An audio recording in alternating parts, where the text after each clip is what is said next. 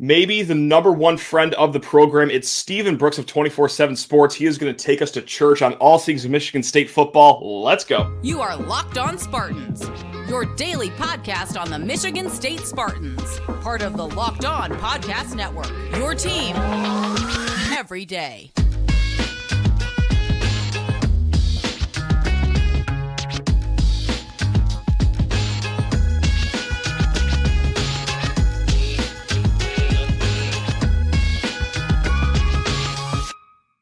Spartan friends, Spartan family, Locked On Spartans listeners, thank you so much for tuning in to Locked On Spartans, your team in green and white 5 days a week. Please rate, review, and subscribe to this here podcast or YouTube channel.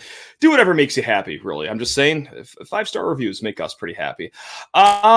Today we are joined by a very familiar face, very familiar voice. It is friend in real life, and it is great friend of the program. I swear, dude, if we raised retired numbers and banners here, we'd be raising that polo to the Locked On Spartans rafters. It's Stephen Brooks of 24/7 Sports. Stephen, how are we doing, man? We enjoying the offseason so far? I love it. That was a heck of an intro. That might be the best one yet. I'm doing well, man. I'm happy to be back on the show, as always. Kind of makes me feel like we're closer to football than we actually are. But today specifically, a decent distraction from some, lawn care, house maintenance stuff I got to do. So, sure. In the one sense, you're holding me up from that, but in the other sense, you're delaying my suffering. So good on you. I'm here to hurt and I'm here to help at the same time. That's just what we do at Locked On Spartans. That's the theme of the show, isn't it? That's what I thought that's what I thought everyone's here for. Speaking of some help and some hurting, what's been helping just the morale around here is it is beautiful up in Metro Detroit. I'm sure it's just great where you're at over there on your side of the state. But the hurtful / helpful part is that I just was listening to the radio before this, and they brought up that college football is just over 100 days away. It is our second beautiful day out here. Summer has not even started, and we're already that close to fall already, man. So it's a little dose of reality for us how hard it's hitting here. I don't know if I like it. Right. Once you get under that 100 days, it starts to feel real a little bit. The NFL schedule's coming out, I think, this week. I know. Yeah.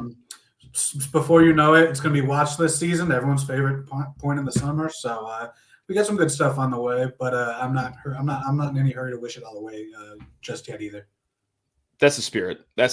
And we also, here's a transition. We also didn't want to wish away Amber Rinestine. All right. She was the head dietitian for Michigan State football. Head football performance dietitian was her official title, I should say.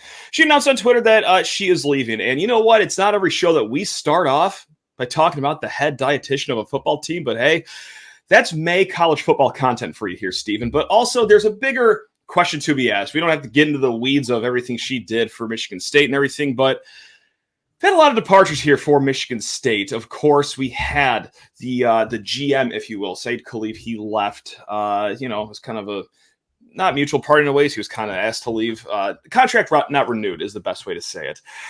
There's been some creative department people that have left not too long ago, and it just seems like a lot of people are leaving, and there are some fans that are a little on edge about this. Stephen, is this something to actually worry about Amber leaving to go to, a different place, or is that just showbiz, baby? I mean, talk some of us down off a ledge here. Yeah, I don't think it's anything to be concerned about. I mean, you're talking about support staff, behind the scenes type of people. From what I understand, this thing with Amber has been sort of in motion for several weeks. So it wasn't, a huge surprise to folks over there today. I think she'll be going closer to home. I believe North Carolina is probably where she's going to be headed. Gotcha. From what I understand. So, she's engaged, probably trying to start a family, do all, just moving on with life and everything. So I don't think, especially in that position or the creative folks you mentioned, I don't think on-field performance and wins, losses, that type of stuff is really at the forefront of what they're doing. It's more about am I able to be impactful in my work? Am I able to pursue my passion and whatnot and have an impact and feel appreciated and whatnot and be compensated appropriately, all those things. I don't think oh man, they missed a bowl last year, I got to get out of here. I don't think that factors into those type of roles. But yeah, she did do a lot of great things for the program. Of course, everybody came to know her after the Miami game, when they went down there to South Florida and beat the Hurricanes in that heat and just the pre-planning that went into that when it came to turning up the heat in the indoor in August and training camp and getting the guys in there, getting used to that temperature. all the nutrition stuff with hydration and keeping your body right there. She was like, you can't say unsung hero. I mean, because they held her up rightfully so as a legitimate hero, as that from that game. Yep. So, and I know that a lot of players had really, really tight relationships with her. So I think you wish her the best, of course, and thank her for what she did for the program. But I don't think she's the only qualified person out there to feed a football team the proper way, sure. So of course. Yeah. I don't think any of these are necessarily connected. I understand you throw them all in the one pot and you say, oh my gosh, what is happening? But I think it's a bunch of isolated cases that just happen to sort of happen in sequential order there. Yeah, no question. That kind of goes hand in hand with the creative department not too long ago. I know a lot of people love their work. And also, this is the other thing, too. I'm going to try to psychoanalyze a lot of fans because maybe this is why I maybe had a jerk reaction at the start. But, there's a lot of things that we were having fun with when we were doing this Peach Bowl season. That Miami win that you referenced, all right? Amber was, the MVP of that game. She made Michigan State look more prepared than Miami in their home arena or home stadium over there. And the creative department was so much cool stuff. And then they're all leaving. It's there are other jobs out there, guys. Creative, it just has a high turnover to begin with, career wise. Dietitian, I'm sure as well. But yeah, I mean, Mel, I think it's more of we know the type of person Mel's going to be looking for, right? This isn't just going to be someone that gives him a bowl of peaches at halftime and a glass of water and says, good luck. No, Mel is pretty in tune with nutrition and everything that he learned from his ways down at the SEC. So we know who it's the type of person it's going to be. So good luck, Amber. Go get him. Thanks for everything that you've done here.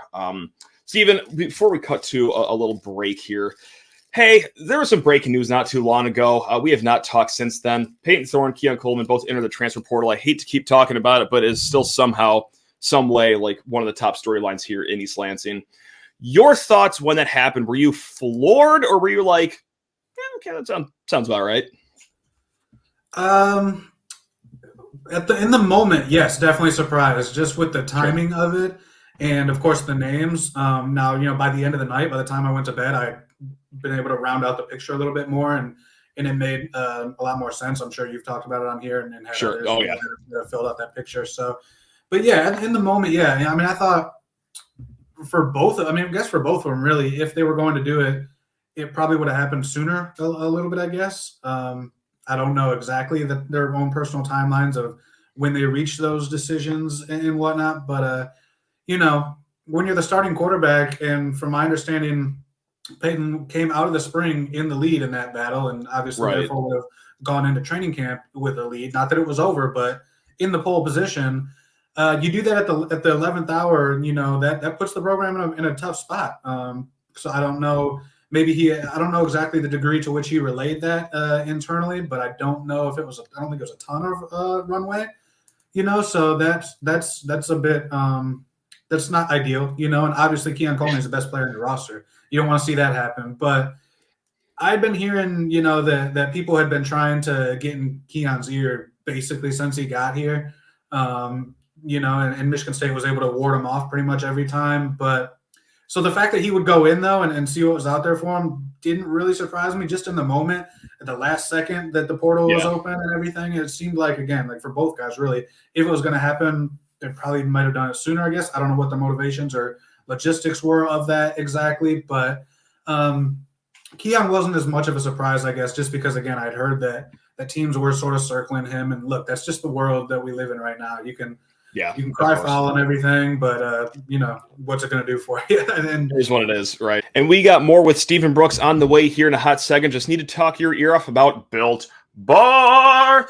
Gang, just got inside from cutting the grass, and let me tell you, everything in life is a breeze with Built. Whether it's a workout, whether it's a yard work I was just talking about, a round of golf, a day at the office, whatever it is, Built is going to power you through with the best tasting protein bar in the land, all wrapped in 100% real chocolate. They're soft, they're chewy, especially the Built Puffs. That's right, a protein-infused marshmallow, still wrapped in 100% real chocolate. You are going to love whatever flavor you decide, because when you bite into this, you're going to believe me when I say it tastes better than a candy bar. Most of these bad boys, just 130 calories, just 4 grams of sugar, but a whopping 17 grams of protein. Not going to feel weighed down. You're only going to feel the power with Built. So if you're at Walmart, If you're at Sam's Club, that's right, they got it there. Or also, hey, if you just like the old-fashioned internet, Built.com. That's right, Walmart, Sam's Club, or Built.com. Go stock up on your Built Bar. Initially, I still think the door is cracked. Initially, my confidence is lowering by the day. But so April 30th, they go in. Initially, I thought MSU had a decent chance, semi-realistic chance to hold on to him. Okay. This isn't anything I've been told, but my gut was always like, if it's going to happen, though, they got to lock him up like that first week, like before he started taking visits. And we also, I'm sure that he went to Florida State last weekend. He's going to be visiting Ole Miss, I believe. Maybe it's today, actually.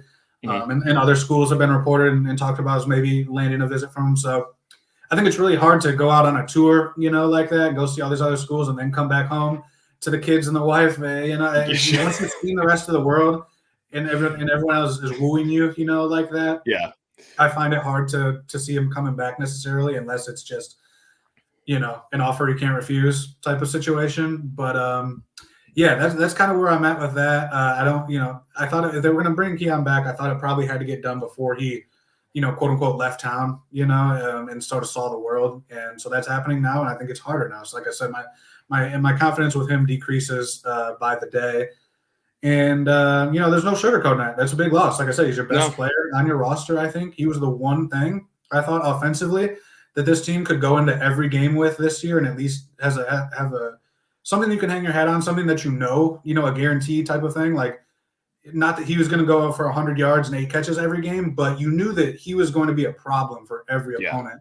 And that even if he was shut down most of the game, he was going to have that one catch to extend a drive, that one difficult, second level touchdown grab that you really, whatever. But he was at least something that the offense could count on. And now you look at it, I don't think you have that on the offensive side. And that doesn't mean there's not guys waiting in the wings that we don't know about, who could have great years, who could blow up and be the next, big thing here. Definitely possible, definitely plausible. But as of right now, there's not I don't think there's one element of this offense where you go, okay, at least they can do that. Yeah, no question about it. And we've also talked up and down about this quarterback battle here in the last few days, ever since, Thorne did enter the transfer portal. But this is crazy, Steven. I actually just learned this morning. There's more than one position on the football team. This is crazy. And as MSU is going into the offseason here, rumor has it there actually might be some more battles that we really haven't talked about here. So outside of the quarterback position for Michigan State, is there a position battle that you have your eye on the most, or is it just like a small group that you all have tied for the lead, in your opinion? I think corner is really interesting, and that dovetails to the portal talk because they did just land Keon Stewart from TCU. I think that's a good pickup. I'm not throwing a parade for the guy yet, but he's played a lot of football at least. He's not a total, flyer necessarily. He's experienced. He started a handful of games down there, done some decent things, been hurt a little bit, but a guy who knows his way around college football and should be able to compete right away. Should be in your 2D probably right away. So that's, probably about as good as you can ask for, honestly. So I know there was an appetite back in the December portal period to try to find a starting caliber corner. Yep. Much easier said than done, of course. Didn't happen then. Then they went and got Morian Smith, a safety from Cincinnati earlier in this period. And then Stewart, fits that corner need. So I like what they're doing. It's not like there's just ready-made starters hanging out in there. But like I said, I do expect him to come right in right away and compete and be in the 2 deep at worst, raise the floor of that position. But yeah, I don't know what that's going to look like. I mean, I still think Chuck Brantley has the edge just on his experience and whatnot. But Dylan Tatum's a guy that I thought looked really promising, really intriguing in that Penn State game, and I think he had a good spring. Caleb Coley is a guy I really liked coming out of high school and have heard good things about him when he's been healthy. Got dinged up a little bit last year, and that sort of set him back a bit. But this spring, I think he's a really interesting guy. Adae Willie, Samar Melvin from Wisconsin. Like, I think the Marquis Lowry, if he can stay healthy, he's a guy that in small bits in games, I think has shown a little bit. I'd like to see more of it. It's just always like a little nagging injury type of thing with him that sort of kept him out of it. So what does that competition look like? And can two emerge to give them something, right? I mean, that's still one of the major weaknesses on this team. New coaching, coming in this year with Jim Salgado, all these different things. That's definitely one. I think offensive tackle is one to watch as well. with Brandon Baldwin competing. Can he hold off Keyshawn Blackstock at left tackle? Or, is there a way Blackstock gets on the field and he's one of your best 5? Is Baldwin a part of that? What does that all look like? I think at right guard, Gino Vandemark's probably pretty firmly, cement. I don't know if I'd really even call that a battle yet. Okay. I think he's firmly ahead there. And then running back, you could call it a battle, but I don't even think it matters because I think all those guys are going to play. Whoever gets the first snap, I don't really think matters that much, but Jalen Berger's going to play. Nathan Carter is going to play. I think Jaron Mangum's going to play a lot. I think Mangum is probably a guy that is coming into the season a little under the radar. I think he's going to have a decent chance to have a pretty big role, in short yardage, goal line, that type of stuff, maybe more than that. So there's something going on there in terms of guys, battling it out, but I don't think it's super impactful about how the final order goes because I think I think all 3 of those guys are good players. I don't know if any of them are stars or true difference makers. And then you look at receiver, and pre-Keon departure, it was who's going to be the number 3. Now it's like who's going to be blow it up, hang out with Trey Mosley, and that starting group and be around him. But to circle it back, corner I think is the most pressing and most interesting probably in terms of this team's ceiling and floor. And I want to keep it to receivers right there because just like you mentioned, Armarian Smith from Cincinnati, the safety, they got him out of the portal. Keon Stewart, defensive back, got him out of the portal. And that's what I've been screaming up and down until I turned blue in the face. Like, just get secondary depth. Okay, they got 2 guys now, and they have like less than a handful of scholarships still left to use in this portal window for the spring here. Where do you want to see them go next? Because for me, I'm like, well, wide receiver seems to make sense, and I think it makes sense with the program as well. They've had Tyler Harrell on campus. He's from Alabama by way of Louisville. AJ Henning has been a name attached, although that seems to be kind of waning, going towards Evanston. Now, last I heard the rumors, but do you think a receiver is like needed for this, or do you think that'd be more of a luxury piece in your opinion? I think the right guy, the right type of player would be a need, definitely. Okay. Because as much as I like Trey Mosley, I think he's a really good player. But to me, he's such like a textbook number 2 in so many ways. Right. I don't think he's a guy that you go into a given week in the game plan is like, oh man, we got to stop 17. He's going to kill it. Correct. He's a very, very good complementary player. We've seen that throughout his career. He's reliable. He's going to run the right route. He's going to catch the ball. High effort guy, he'll block all these, but he's just not a game record type of player, with all due respect. So if you can find somebody that gives you a little bit more of that element, even if it's only in one type of way, if it's just an underneath catch and run guy that can make something happen, or somebody who's just a straight line deep threat, but at least he can give you that, big play potential. Something I think some more juice to that room is necessary. So I do expect them fully to add at least 1 portal receiver, maybe 2. They've been involved with quite a few. Jade Smith is a guy from Grand Valley, Shaker Heights, Ohio, originally, where Avery Dunn's from. Grand Valley, though, 6'4" kid who's in the portal, has all sorts of interests. I know he was on a visit to A&M. I know MSU has offered him. So maybe 2 if they can get him. But I definitely think that's a need now at this point. And I think you're kind of looking at a whole room full of guys who are kind of like that number 2 complementary type of player, Sure. On there individually, I like a lot of those guys. I mean, I'm interested in Montorie Foster, Tyrell Henry, Antonio Gates, Jerron Glover, that class of guys. Like all 3 of them. I think they could all be good players. But are any of them dominant, number 1, 1,000-yard receiver, 10 touchdown type of guys? I'm just not sure about that yet. Maybe Gates one day, I actually did just hear last night that he had a really good year last year on scout team, and that, some people think he can be a really, really, really productive player in the future once it all, pans out for him. But gotcha. Right now, I think they need some help there, and I would say it's a need, and I expect them to address it. I always feel so conflicted to talk about Trey Mosley because, like, I like to anoint myself as just the president of his fan club. I love Mr. Reliable, but then, like, he's not going to take the top off of the defense, right? Like, I don't know how much of a jump-off threat he's going to be in the end zone. Like, he is a master at what he did in his role last year as, like, that third guy, slot guy, third down receiver guy, but yeah, man, it's one thing to like have a battle for wide receiver number 3, and then, well, okay, your other guy leaves for the portal, and it is almost just like let's just lay the dynamite everywhere, blow this up, and everyone's starting from scratch. We need a 1, 2, and a 3 right here. So good luck to anyone and everyone. So, we'll see, man. We'll see. Steven, I got to circle back though. I can't let you off without talking more about quarterbacks. Like, who's going to be throwing these guys the ball in the first place? Is it going to be Kim? Is it going to be Hauser? Are they going to go in the portal? Are they going to get who's the guy that just left Auburn? Oh God, I just had his name at the tip of my tongue. Whatever. They're not looking for a quarterback, are they? Like, they are pretty set. It's going to be one of these two guys. I guess is the short way of asking this question. That's my expectation right now. And that'd be a surprise. I think at this point, I wouldn't really understand the logic behind going to get another one. I guess on paper, look, hey, could we get a guy with 20 starts under his belt to come be a veteran backup or something? Sure, but again, that's kind of a wish list situation that's not always available in the portal. Yeah. And again, if it's me, like, why if whoever wins the battle goes down, why wouldn't you want that next guy taking those reps? And getting some experience, because neither of them have, 20 passes, I think it is, between Kim and Hauser, 5 career, or at least last year, 5 games between them. Right. So, probably less than 10 drives, between them. So I do expect it to be one of those two. I would think Noah Kim goes in, just with a slight hair ahead of him, just because of the experience, because he was last year's backup, because he has played in those games.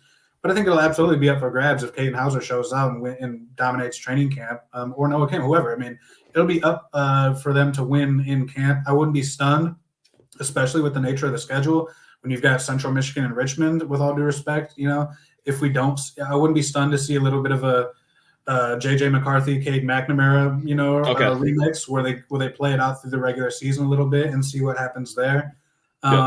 I don't think we're really close necessarily to any answers. I think there's going to be a lot of evaluation that has to happen in training camp now, because, like I said, internally, Thorne was viewed in the top position coming out of spring.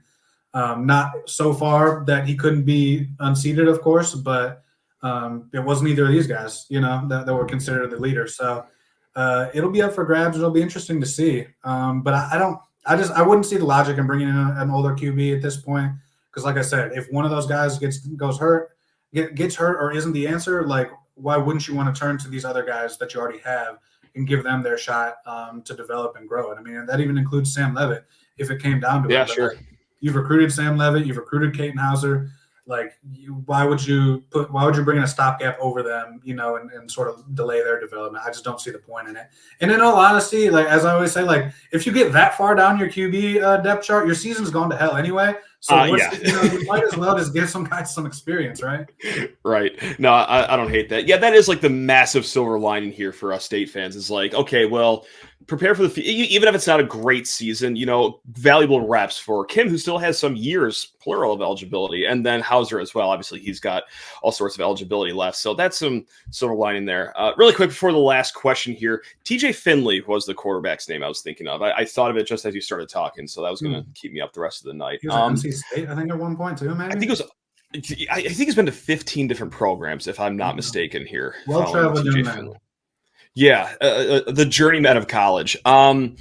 Steve, I've been in a good mood. How have you been so far this conversation? Let's get a vibe check before. Yeah, it's fine. Okay, I hope everyone else is doing well. Feeling it's about to go down somehow. It's about to go way down, actually. We're about to smash that elevator button. We're actually going to cut the cord of the elevator button, and we are going to plummet down here because well, I hate to bring up a sponsor's name after saying it's about to get really sad here, but FanDuel, America's #1 sports book, they have come out with some lines for these games that are more than 100 days away here, and there are 3 Michigan State games that they have spreads for right now, Steven. I'm about to name you all 3 of these spreads, and you got to pick one that you have just a hunch on for our Michigan State Spartans here. Home versus Washington, Steven. Actually, do you know any of these spreads? I don't know. I thought we were doing season over under. That's the only thing I've seen. So hit me. I lied to you. It ends up they don't have the MSU season total yet. Once that happens, we will do it. So first and foremost, I apologize. I'm putting you on the spot right here. Do you want to try to guess the spreads here? Do you want to try to guess the spreads for these games? Sure. Yeah, it's been a while since I looked like an idiot. Yeah, I'm horrible at this, but let's do it. Dude, if you had me guess these spreads, I would have been off by a smooth 10 points on some of these. So you can't do worse than I will. I will preface it with that. The Washington game at home, what do you think the spread is for that one? Oh, man. I'll give you a hint. It's not Michigan State favored. Give you a small hint there. Really? See, I thought MSU might be a small favorite just based on. I know there's a lot of hype about Washington, and I buy it. Last year, I looked like a fool saying downplaying Washington and how I didn't think they were that good, but now I've fully reversed course. I think they're very, very good. They're very good. They have a roster and an offense that is going to be salt in the wound, for a Michigan State defense. But in that case, give me Washington minus. See, I'm so far out of gambling mode now. But Washington minus 3.5. Steven, I hope you're sitting down for this because my eyes almost popped out of my head when I saw this. It's 10.5 for Washington. Wow. Away favorites by 10.5. Now, I think it was 7.5 before Thorne and Keon Coleman left for the portal. So, that's a 3-point swing right there. But 10.5 home underdogs against Washington is what FanDuel is saying. If you think highly of our Spartans, everyone sprint. Do not walk to FanDuel and go place a wager on that right now. Now, home versus Michigan. Do you have a spread guess for this one? Because this is the one. A small tear almost came from my eye. Washington's that much. I mean, I'm probably going to overcorrect here, but first popped into my head is minus 21.5. Not far off at all, actually. 19.5. 19.5. My guess, I'm hand to God, I thought it was going to be 8.5. Rivalry game, we play them close, yada, yada. 19.5 at Holmes. Nope, negative. So the last one that FanDuel has. I still can't believe it. I'm 10. 8.5 would have felt huge. I feel like. I know. Like that, but wow. I know. And so I'm conflicted between do I sprint to bet on Michigan State because 10.5 is a lot of points at home early in the season, all that fun stuff, or does Vegas actually know what they're talking about? And am I going to deposit even more money into FanDuel? But stay tuned to find out, everyone. The last spread was at Ohio State. No. Of course they have this game. They don't have any close games for us. So at Ohio State this year, what is Michigan State's underdog number here? That's another hint. We're underdogs this game. Wow. Dang. I know. Okay. Really gave you one there. Well, that helps a lot. You're welcome. Smaller or bigger number than the Michigan game, at least. I want one hint. It's bigger. Okay. It's bigger. 22.5. Ohio State minus 22.5. 24.5, not far off whatsoever. So so there we are. Home against Washington plus 10.5. Home against Michigan plus 19.5. Away at the Horseshoe plus 24.5. If I give you a $10 bill and said you have to bet one of these games, whether you like it or not, you get the points too. What are you going to go with? Because for me, screw it. I'll just fall into the Washington trap. I'll just put money on that. Give me the dogs laying the points. I think the Washington game, of those three, could be the biggest. I don't have much faith in Michigan State putting up a fight there. I'll be, okay. Maybe I'm overcorrecting because I was so lukewarm on Washington last year. But they got 2,000-yard receivers back. Jeremy Bernard, Jalen Polk, who had a big game against MSU. We know Michael Penix. And what's the last thing Michigan State wants to see is a high-flying passing offense with 4 or 5 different options. I think that could be the biggest spread. Final margin of victory of those games. The Michigan game would probably end up close-ish somehow, or at least is more likely to. Ohio State down there could be a bloodbath. But I think early on in the season, MSU is still trying to figure some stuff out. Maybe that corner battle is still being, still unwinding there. I could see Washington coming in here and putting up a number. And then, in October, MSU maybe stabilizes, figures some things out, plays Michigan tight or whatever. But Ohio State, I think in order of biggest potential blowouts, Washington would be 1, I think. Ohio State 2, Michigan 3. You just talked me out of betting on Michigan State plus 10.5. So thank you for the money saved right there. But I'm going to need to see Michigan State not lose by 80 points against Ohio State one of these times before I actually bet money on it. That's hey, if it's this year, great. If they cover this year, you know what? Screw it. That's a moral victory. I will take a moral victory or two this fall, but I'm not going to be doing that one. But all right, hope that. I'd say stay alert with the Washington number because if it's one of those Mark D'Antonio season openers against Central and it's 21-13, and it's just super uninspiring and boring and grueling. See what you can get there. Maybe you can get a better number in your favor or whatever, but. Maybe they've come out 45-3, and then it shifts the other way. But I would say stay alert on Washington. But man, right now I'm thinking even them coming all the way across the country, I think Washington's going to roll that game. I think it's going to be too early for MSU, and I think they just have too many weapons in that passing game. Well, hope everyone's in a good mood now, because that's the end of our show. That's how we're going to end it.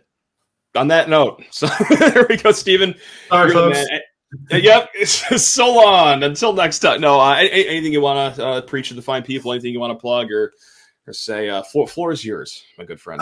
No, just I guess I do. Thanks to you for having me on again, of course. Thanks to everybody for listening. And if you like what we do, head to SpartanTailgate.com and sign up as a VIP member. And it's a great way to show your support. We always have sales going pretty regularly, and we think it'll be worth it. Official visits coming up, recruiting camps coming up, training camp coming up, not that far. Go ahead and lock yourself in and join us for the ride, is what I would say. There we go. Bada bing, bada boom. Will, Stephen, always love having you on, my man. And thank you for everyone that watched, everyone that listened. Always love you guys as well. Go enjoy the rest of your day. We still have more fun shows. We're going to be joined with Zach Blackerby of Locked on Auburn for tomorrow. There's going to be some important news with Akins or Hogard because, well, the combine list is coming out soon. They got to enter the transfer portal window by Thursday if they want to enter. And then we also got a nice little fun football player interview later on that I'm going to keep teasing and not say the name until it actually happens because I don't want to jinx anything. All right, love you all. Go Green.